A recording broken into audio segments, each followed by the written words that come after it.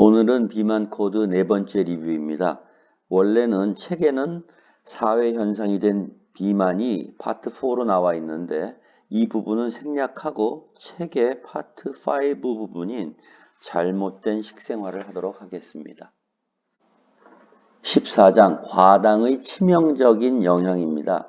이 그래프에서 보는 것처럼 1820년대에는 사람이 하루에 굉장히 적은 양, 10g도 안 되는 양을 먹었는데 1960년이 되면서 80g을 먹기 시작을 했고 2000년에는 110g, 하루에 110g의 설탕을 먹기 시작했습니다.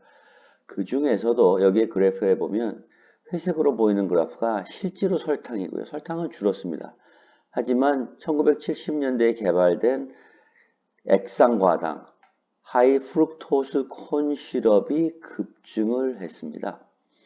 이렇게 급증한 이유는 옥수수에서 저렴하게 설탕 대용품을 뽑아낼 수 있어서 더 많은 식품에 사용되었기 때문입니다. 그 결과 당뇨병은 급증을 했는데요. 1960년대에 약 1%에 이르는 미국의 당뇨병이 그래프에 있는 2004년에는 7%까지 올라갔다가 최근 기록 2018년 기록은 10.5%까지 당뇨가 증가했습니다. 한국의 당뇨 유병률은 2010년에 10%입니다. 단 이 두 개의 차이는 미국은 전 인구의 10.5%이고 한국은 30세 이상의 10%라는 데 있습니다. 과당의 47%는 음료에서 옵니다. 콜라, 사이다 같은 소프트 드링크에서 25%, 주스에서 11%, 커피하고 티, 달게 만든 커피하고 티입니다. 거기서 7%, 에너지 스포츠 드링크에서 3%가 오고 또 스낵, 과자류에서 31%가 옵니다. 한국은 얼마나 많은 설탕을 소비하는지 한번 보면 미국이 33kg 연간 소비를 하고 터키가 30.3kg, 한국이 6kg로 한국도 꽤 많은 설탕을 소비하고 있습니다.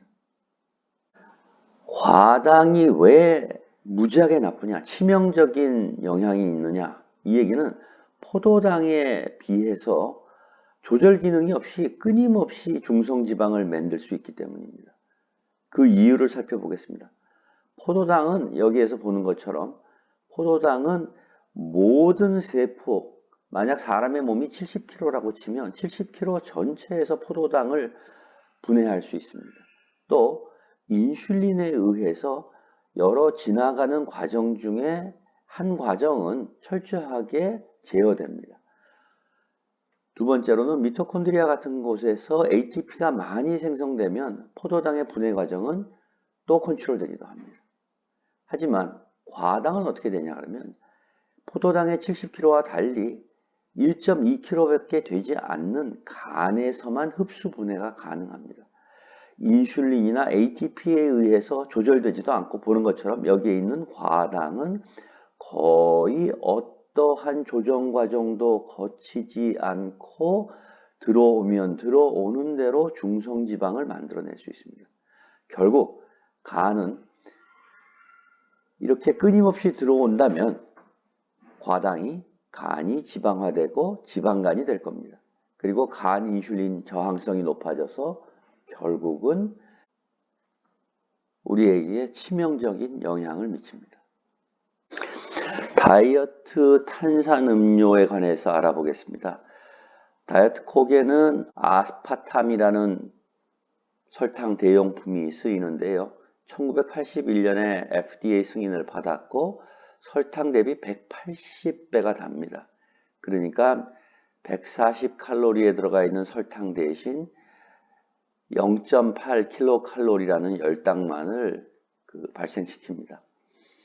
이 아스파탐이 어떤 독성이 있느냐, 단기적, 장기적 독성이 있느냐 그러면 그렇지는 않다 그럽니다. 그런데 한 연구에 의하면 인슐린 양을 증가시킬 수는 있다 그래요. 그래서 일반적으로 과학적 근거로만 보면 우리가 생각하는 것처럼 그렇게 해롭지는 않다. 이렇게 생각은 되고 있습니다.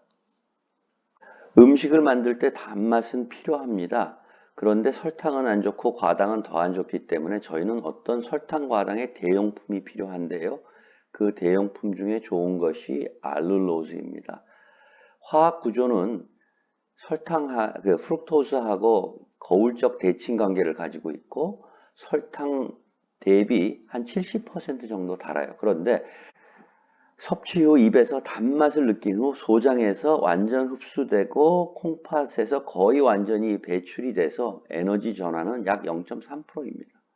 그러니까 단맛은 이때 칼로리는 안 올라가고 인슐린도 증가가 되지 않아서 여러 가지 좋은 효과를 가져옵니다.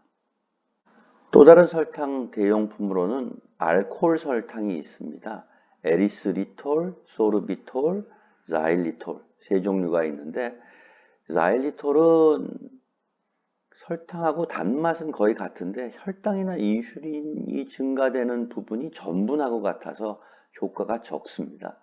소르비톨은 많이 소화했을 경우에 설사를 유발한다든지 장에서 흡수가 안 되는 문제가 있어서 그런 면에서 에리스리톨이 가장 안전한 대용품이 될 수 있습니다. 그러니까 에리스리톨이나 알룰로즈를 설탕 대신에 사용하면 체중 감소에 좋은 효과를 가져올 수 있습니다. 섬유질이란 탄수화물로서 장에서 흡수가 되지 않아 열량으로 바뀌지 않는 성분입니다. 섬유질은 대부분 많이 씹어야 되고 많이 씹다 보면 많이 먹을 수가 없습니다.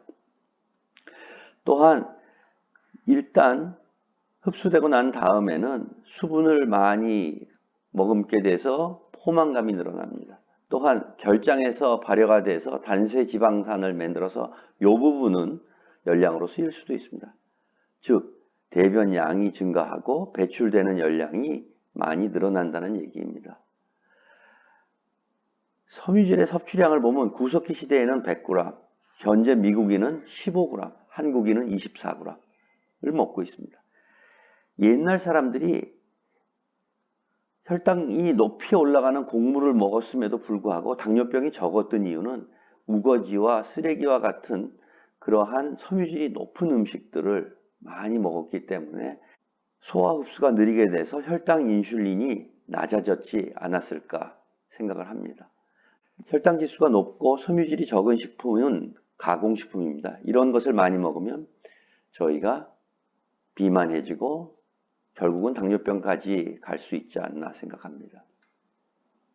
식이섬유가 혈당이나 인슐린을 낮추는데 효과가 있었다고 배웠습니다. 그런데 식초도 그만큼 놀라운 효과가 있습니다. 원래 식초는 항균 작용을 해서 고대에는 상처를 소독한다든지 50년대에 대장균을 죽이기 위해서 냉면에 뿌려 먹기도 했습니다. 항균 작용 말고도 혈당 지수를 감소시키는 놀라운 식초의 효과가 있습니다. 밥에다 식초를 가미하면 2시간 후 혈당 지수가 100이라고 쳤을 때 60으로 혈당 지수가 감소하는 효과가 있습니다. 심지어는 밥을 먹을 때 피클 오이만 같이 먹어도 35%가 감소하고 감자 샐러드에 식초를 가미해서 먹으면 43%까지도 감소가 되며 이형 당뇨병 환자는 자기 전에 2큰술을 물에 타서 먹으면 아침 공복 혈당이 감소하기도 합니다.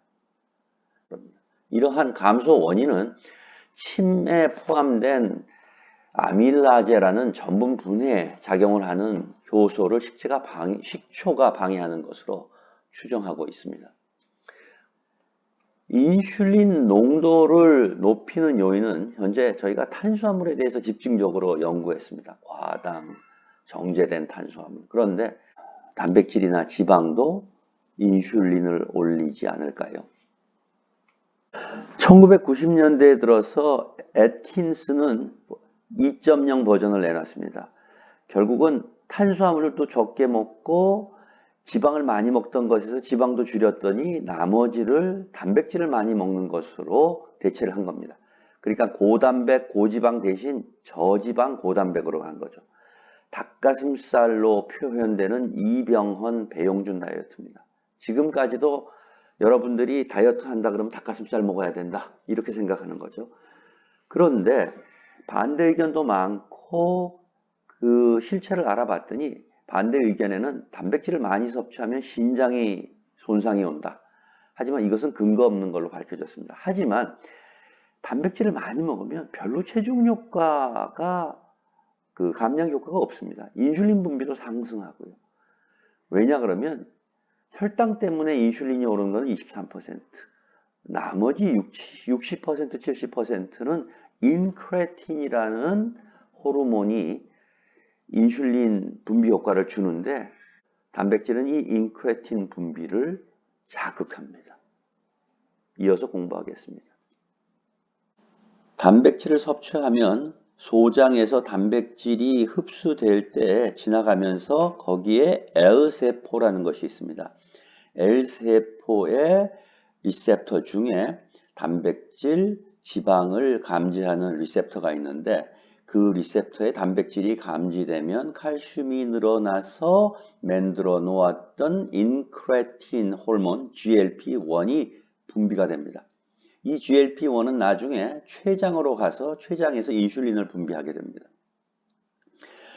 그러면 과연 단백질이 흡수됐을 때 얼마나 많은 GLP-1이 분비되는지 보면 글루코스가 이만큼일 때 글루타민과 같은 단백질은 그보다 훨씬 많은 GLP-1을 분비하고 알라닌과 같은 단백질도 꽤 많은 양을 분비합니다.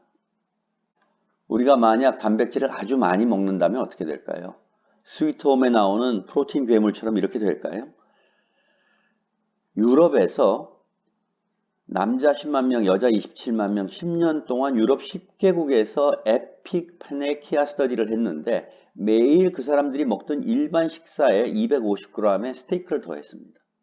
그랬더니 얼마나 늘었냐 그러면 5년 후에 2kg의 체중 증가가 있었습니다. 결코 많은 양이라고는 할 수 없습니다.